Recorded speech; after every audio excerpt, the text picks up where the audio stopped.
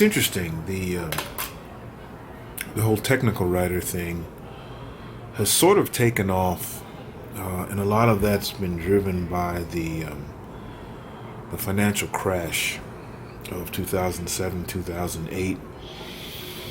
People have pretty much forgotten there was something called Glass-Steagall, Steagall, I believe. Glass-Steagall, who came along with the New Deal under President Roosevelt. Right, so that's going back to the 1930s, which is a while back. The Glass-Steagall Act or amendment, I don't remember which it was, but it basically prevented banks from doing the stuff that they were doing that brought about the crash. Basically what happened was, if you look at banking in America prior to the New Deal, there was, all sorts of nefarious goings on, very similar to today. And what brought about the crash was there just was not enough cash in the system to cover bets, right? You've heard of people calling Wall Street the big casino, and it kind of is. So you had banks back then loaning out money and keeping like a penny on the dollar in reserve or less, right? So when people wanted their money, they couldn't get it in the crash, and it wiped out America, it wiped out the world, and ultimately brought us to the catastrophe of World War II. But I don't want to get too deep into that.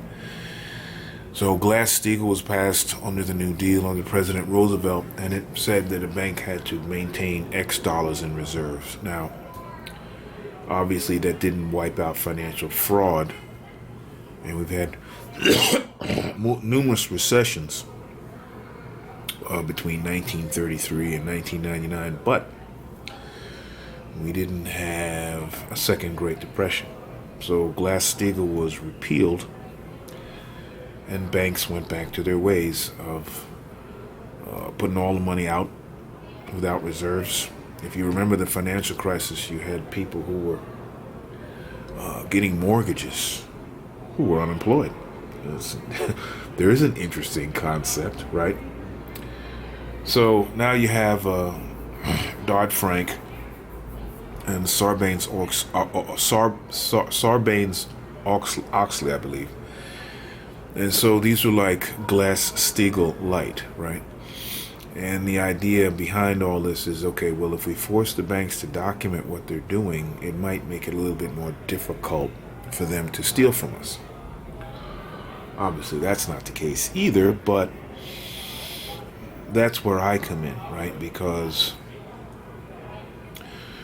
most people don't want to sit around and write manuals, knowing that no one's going to read them anyway.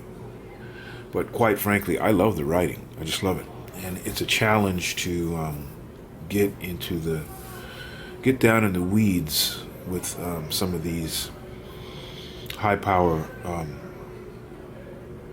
financial programs, if you will, and document it clearly in such a way that you could walk up to somebody on the street and give them one of these manuals, and in theory, if the manual's written well, they could actually run that system.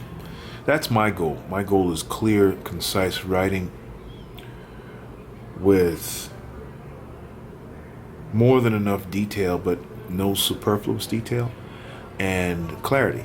I like to think that I can write these manuals on these programs and apps and systems, these are not the most exciting things in the world, obviously, but if I can make it clear and compelling, I feel like I'm doing my job.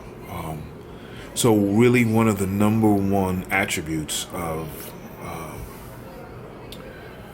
doing the job is the ability to listen. You have to sort of be calm, and you have to sort of be humble, but you have to be able to listen and be patient.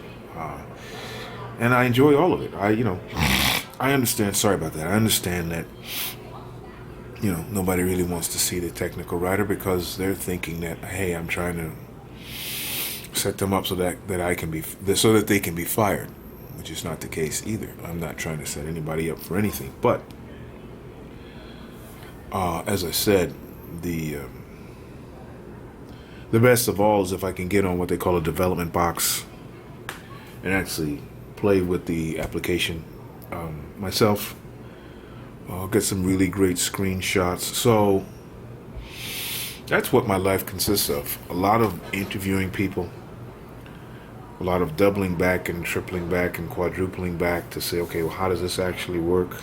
Have I provided the documentation clearly? What am I leaving out? What are the key elements?